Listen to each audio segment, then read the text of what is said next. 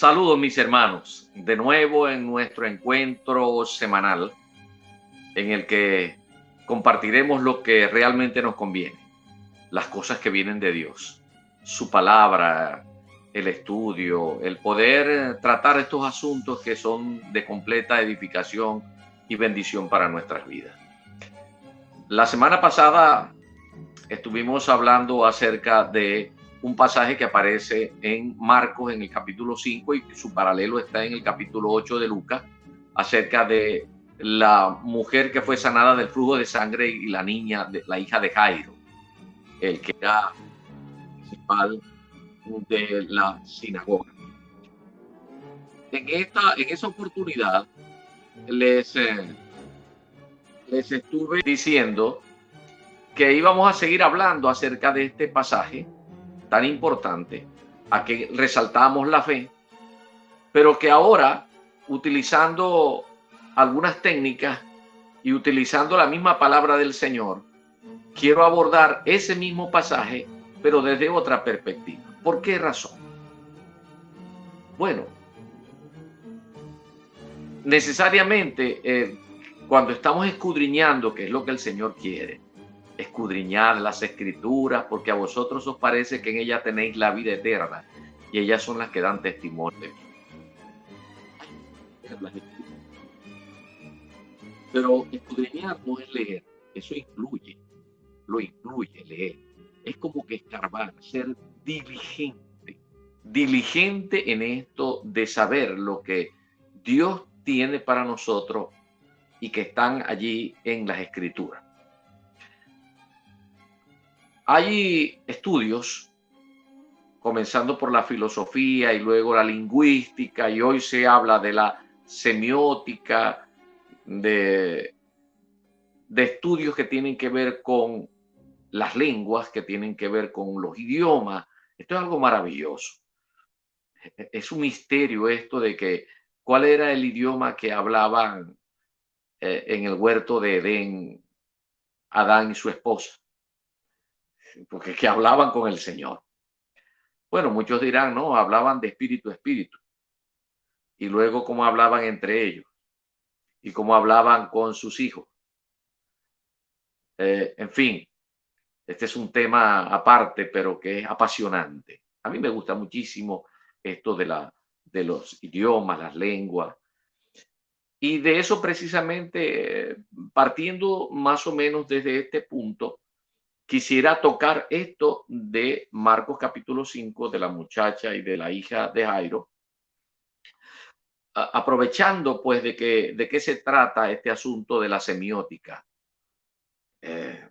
La semiótica, pues, según lo que aparece en nuestros manuales de estudio, la semiótica tiene que ver con esto. Esto es muy importante compartirlo. O llamada también semiología. Es una ciencia que estudia la comunicación de los seres humanos teniendo en cuenta el uso, la producción, la transmisión y la interpretación de los signos y los sistemas de comunicación y significación. Es por tanto que yo considero que el mejor semiótico, el de la semiología, el papá de todos los helados, se llama Dios. Sin embargo, últimamente se habla acerca de un hombre que hizo grandes aportes a esto de la semiología, de la semiótica. Se trata de un suizo llamado Ferdinand Saussure, que nació en 1857 y que murió en 1913, hizo grandes aportes, inclusive habla de la división que se debe hacer de la semiología, y esta se divide en tres partes: la que tiene que ver con la sintaxis, la semántica y la pragmática. La sintaxis trata acerca de los asuntos que tienen que ver con la formación de las oraciones, las palabras, pero sobre todo en la formación de las oraciones que tienen que ver con el sentido, que tienen que ver con los accidentes gramaticales, estos del tiempo, del género, del número, en fin, de eso trata la sintaxis. Por otra parte, la pragmática trata acerca de estos puntos que se tocan hoy muchísimo. Se trata de la relación que hay entre un emisor y otro, el receptor, donde hay un mensaje, en donde hay un canal y donde la premisa es que el mensaje puede ser alterado, puede ser permeado, puede ser afectado por el contexto. De esto trata mucho la parte que tiene que ver con la pragmática. Pero la semántica tiene que ver con los cambios que han sufrido las palabras, el origen de estas, al igual que la parte auxiliar, que es la etimología, que trata acerca del origen de la palabra. Bueno, la semántica trata sobre los cambios que estas palabras van sufriendo a lo largo de los años, cómo una palabra es adquirida por otro, de un idioma hacia otro, cuáles cambios van sufriendo. Todo esto lo trata la semántica. Y dentro de la semántica hay aspectos muy importantes que quiero aprovechar en el momento, que tienen que ver con los componentes del significado de esas palabras. Hay palabras, esos componentes son el denotativo y el connotativo. Existen palabras denotativas, que son esas palabras que ya en las que se han puesto de acuerdo las personas. Son las palabras que aparecen, cuyo significado ya aparece en los diccionarios, ya entre una lengua y otra se han puesto de acuerdo lo que significan, entre una cultura y otra lo que significan. Por ejemplo, carro o auto, vehículo. Esa es una, pero eso es denotativo. Una palabra denotativa, el vehículo o el carro. Vamos a hablar de estos términos del carro para utilizarlo como ejemplo. Pero connotativamente, carro pudiera significar otras cosas, dependiendo de la cultura. Por ejemplo, en Venezuela, un carro, además de ser un vehículo de transportar, eh, eso es en los términos denotativos, en los que ya nos ponemos de acuerdo de que se trata un vehículo, un auto, un carro, pero también carro puede significar cuando alguien, de una manera muy pícara, no cumple con algo prometido. No cumple, es decir, alguien echó el carro, que se fue y no cumplió, se fue y no pagó, se fue y no nos dimos cuenta. Eso es un carro, pero eso es en términos de connotativo, de la connotación del significado de una palabra. En esos mismos términos y con la misma tendencia, hablamos en el ámbito cristiano de un mensaje. Hay un mensaje denotativo y un mensaje que puede ser connotativo. Es por esto que nosotros vamos a la palabra y nos conseguimos con que alguien pueda predicar y darnos un mensaje denotativamente. Por ejemplo, el mensaje del capítulo 5, del que la vez anterior tocamos acerca de la mujer que se le acercó a espaldas de Jesús y que ella había tenido el deseo de tocar sus vestiduras y tenía la convicción de que iba a ser sana apenas le tocara las vestiduras, lo fue.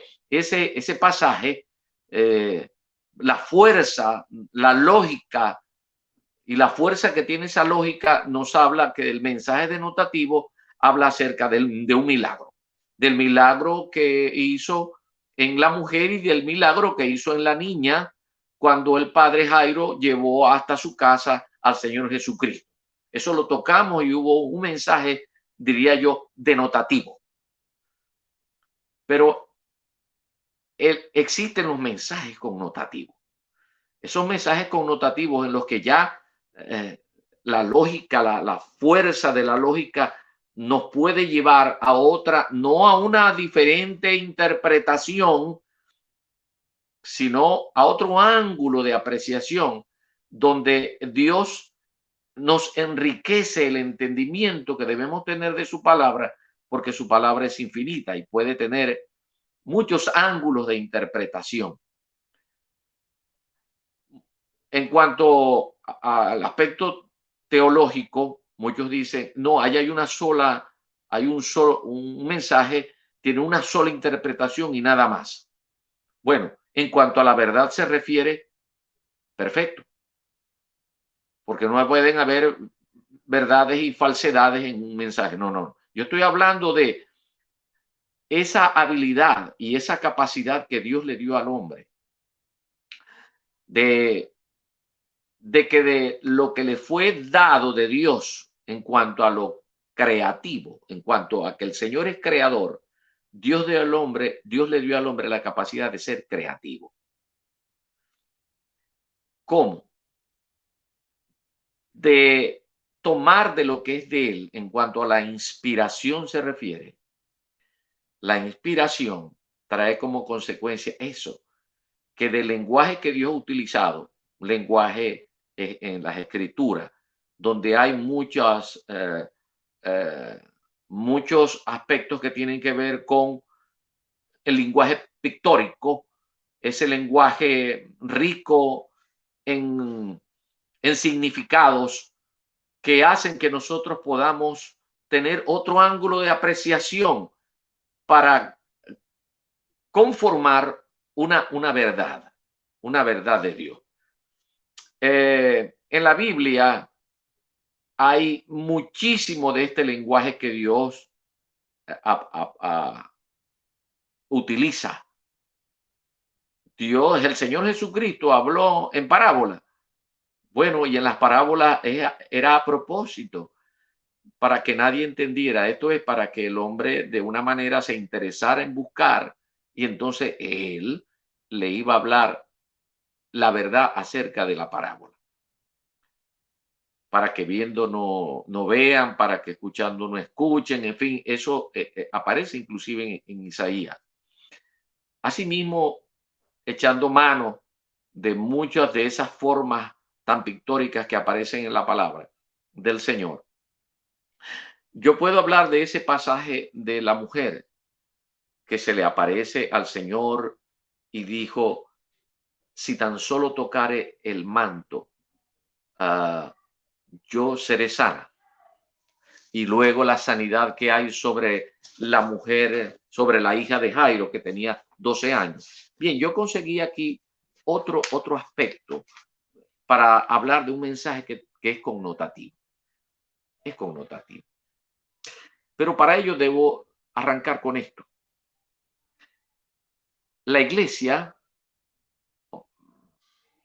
estaba siendo como que configurada en el tiempo del Señor Jesucristo. Todavía la iglesia era un plan debajo de la manga que tenía el Señor Jesucristo para la humanidad. La iglesia es un misterio, es la ciencia de Dios. Pero en el tiempo de Jesús, él habló inclusive muy poco de la iglesia. Creo que en dos pasajes, que por cierto aparecen en Mateo 16, que él dijo que él iba a estar edificando la iglesia, su iglesia. Pero al pueblo de Israel Dios le prometió participar de un nuevo pacto. Obviamente, eso se refería a ser iglesia. Y Dios le dice a través del profeta Jeremías, en el capítulo 31, versículo 31 hasta el 34, donde dice Jeremías, he aquí que vienen días, dice Jehová, en los cuales haré nuevo pacto con la casa de Israel y con la casa de Judá. No como el pacto que hice con sus padres el día que tomé su mano para sacarlo de la tierra de Egipto, porque ellos invalidaron mi pacto, aunque yo fui un marido para ellos, dice Jehová. Pero este es el pacto que haré con la casa de Israel. Después de aquellos días, ¿cuáles días? Los días del ministerio público del Señor Jesucristo, 3 años y medio que le estuvo ministrando por las calles de Israel. Después de aquellos días, dice este pacto es el que hará con la casa de Israel. Dice el Señor, daré mi ley en su mente y la escribiré en su corazón, ¿verdad? Aquí está hablando ya de la regeneración. Y yo seré a ellos por Dios y ellos me serán por pueblo. Y no enseñará más ninguno a su prójimo, ni ninguno a su hermano, diciendo, conoce a Jehová, porque todos me conocerán, desde el más pequeño de ellos hasta el más grande. dice Jehová, porque perdonaré la maldad de ellos y no me acordaré más de sus pecados. Está hablando del perdón de los pecados. ¿De qué está hablando? De la justificación. Obviamente que los primeros que conformaron la iglesia primitiva eran de origen judío. Y muy pocos gentiles formaban parte de la primera iglesia. Fue gradualmente avanzando en el plan de evangelización el hecho de que los gentiles formaran parte de la iglesia. Pero los primeros fueron judíos. Los primeros fueron judíos. Y me atrevo a tener inclusive un nombre para dárselo a esta conversación que estamos teniendo, que yo le puse así: el diagnóstico del progreso de la gestación de la iglesia en los tiempos de Jesús. ¿Cómo? Uno que está estudiando la Biblia, uno se pregunta, bueno, ¿cómo iba este asunto de la iglesia en el tiempo de Jesucristo en la mente de los judíos? ¿Cómo era el progreso? Por eso yo le escribo y repito esto: el diagnóstico del progreso de la gestación de la iglesia, ¿cómo iba? Bueno, lo podemos medir a través de este pasaje del capítulo 5 de Marcos, donde la mujer representa a la iglesia que andaba desconcertada, que andaba en las calles, que sabía que había alguien que estaba hablando de Dios, pero tenía un desarreglo de sangre. Ella estaba inmunda. Había un problema en su ser con el que se frenaba la posibilidad de procrear hijos. Y esto es muy importante para la iglesia, porque la iglesia tiene que generar más iglesia. El que va creyendo va compartiendo las buenas nuevas con otros y así se va multiplicando. Bueno, eso se había frenado si entendemos que la mujer a la que el Señor Jesucristo sana, la sana es por la fe. Pero es esa mujer con problemas, esa mujer era la iglesia. Si lo enfocamos desde la perspectiva connotativa, del mensaje connotativo, si estamos haciendo un análisis de por dónde iba la iglesia que se estaba gestando a través del ministerio del Señor Jesucristo, el Señor Jesucristo se consigue con esto. Había una mujer, había una iglesia que tenía desarreglos y por tanto no se podía multiplicar. Y tenía 12 años con ese problema encima. Hasta que ella decide activarse en la fe, que es el creer, es ir donde está el Señor y tocarlo, no importando lo que le costara su vida, porque ella era inmunda ante la ley y no podía andar en cualquier lugar, y menos donde había público, porque era inmunda y podía ser hasta lapidada. Pues no le importó. Ella se acercó y le creyó al Señor Jesucristo. Le arrancó por la palabra que Dios había puesto en su corazón, de creer a aquel que estaba anunciando en las calles la verdad de Dios. Ella se acercó y le hizo salir virtud de Jesús. Y Jesús le dice, bueno, por tu fe has sido salva.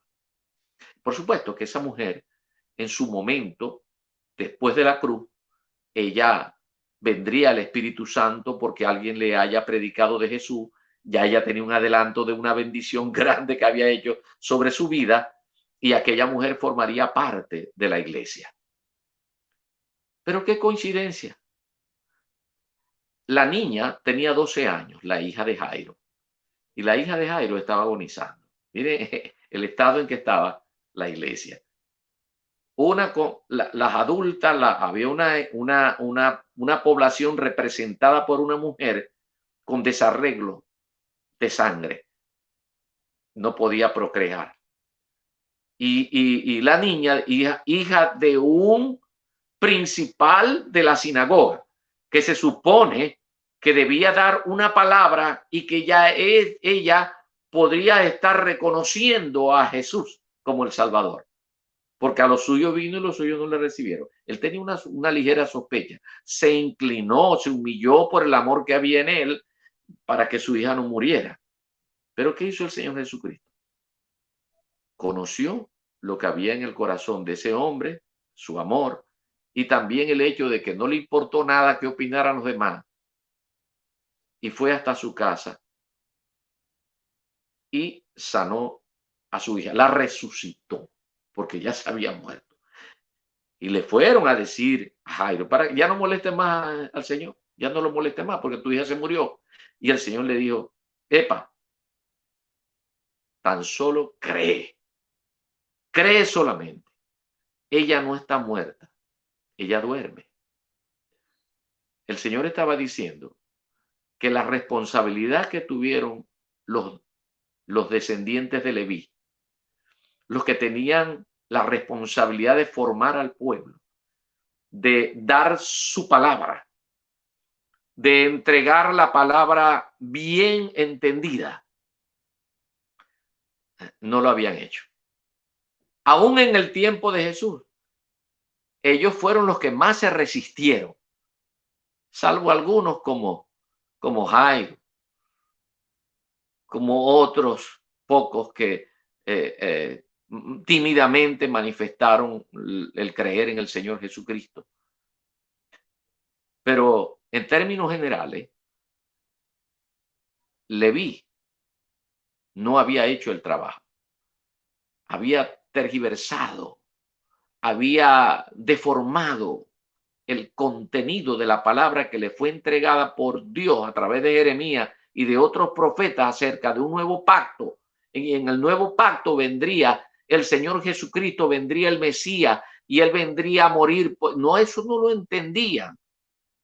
Por supuesto, andaba la iglesia con desarreglos, los adultos, y aún las que estaba bajo el cuidado como hija y como el que era principal de una sinagoga, él no tenía la palabra oportuna, él no tenía la palabra clara, tanto que el Señor le dijo, bueno, ella no muere, ella lo que está es dormida, porque hay muchos ministros que tienen la responsabilidad de dar una palabra clara y precisa, y lo que es que mantienen a la iglesia en una edad en la que todavía no la permiten su desarrollo y por tanto no va a poder engendrar, no va a poder tener hijos, no se va a poder multiplicar, no va a poder procrear. He allí la importancia de estar en línea con el Señor Jesucristo, confiado de lo que el Evangelio contiene, que es todo un plan en el que tenemos que acercarnos a Dios para arrancar verdades, para arrancar principios que nos van a aclarar lo que tenemos que hacer en cada día, cotidianamente, en nuestras acciones diarias, lo que tenemos que comunicar como pastores, como ministros, como evangelistas, como maestros. Tenemos que explicar en esencia lo que el Espíritu Santo de Dios está hablando, pero tenemos que buscar, tenemos que buscar. Y eso nos va a dar siempre un mensaje connotativo, un mensaje no tan solo, nosotros vamos a las escrituras y podemos ver un mensaje denotativo sencillito. Ah, bueno, esto está aquí, está fácil. Y con ese mensaje denotativo muchas personas van a llegar al conocimiento de Dios. Con ese mensaje denotativo de los milagros y de creer en el Señor, en fin, sobre todo en las personas que están en apuros, en aprietos, donde el Señor de una manera muy especial se acerca y con un mensaje sencillo de ese amor de Dios, las personas llegan al conocimiento de Dios, se arrepienten y entran al reino, pero en ese reino tenemos que comenzar a caminar. Necesitamos crecer y necesitamos ir hacia la santificación. ¿Por qué? Porque allí es donde entran en acción los ministerios de la pentaunción. Jesucristo es el sumo sacerdote de un nuevo pacto, pero a él le plació entregar esa capacidad de que los hombres, recibiendo el Espíritu Santo de Dios, pudieran convertirse en regalo para la iglesia.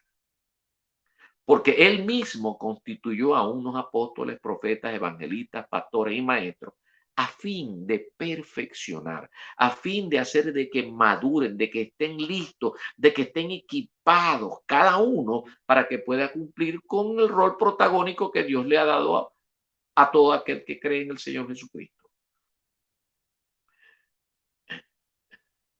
El Señor Jesucristo le dijo: chicos, denle de comer a esa muchacha. Denle de comer una buena palabra. Hay un reto que nosotros los pastores tenemos. Tenemos un gran reto, hermano. Y es que nosotros debemos darle a la grey, que es de Dios, porque esos no son nuestros. El Señor nos los ha dado para que como regalo de Dios podamos fluir y ellos puedan ser edificados, puedan crecer. Y tenemos que accionarnos en esto de la interdependencia ministerial. Nosotros tenemos que entender que hoy hay apóstoles, profetas, evangelistas, pastores y maestros. Hay muchos que no. Bueno, ya hablaremos en un momento determinado en una de estas